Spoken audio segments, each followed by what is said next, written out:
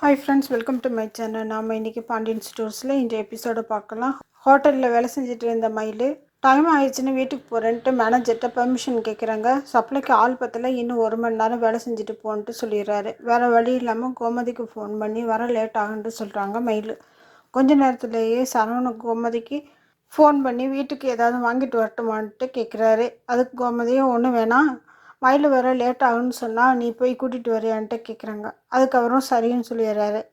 மயிலுக்கு ஃபோன் பண்ணாமல் நம்ம சர்ப்ரைஸாக போய் மயிலை பிக்கப் பண்ணலான்ட்டு சரவணன் கிளம்பி போகிறாரு.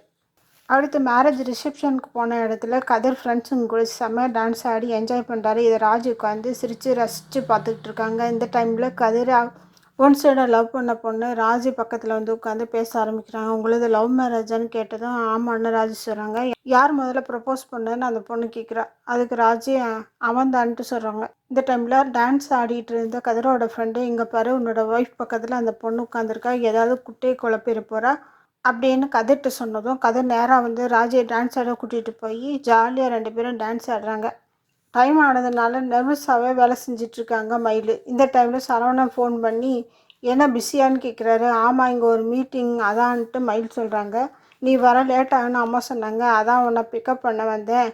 நான் இப்போ உன்னோட ஆஃபீஸ் வாசலில் தான் இருக்கேன்ட்டு சரவணன் சொன்னதும் மயிலுக்கு அள்ளு விட்டுடுது.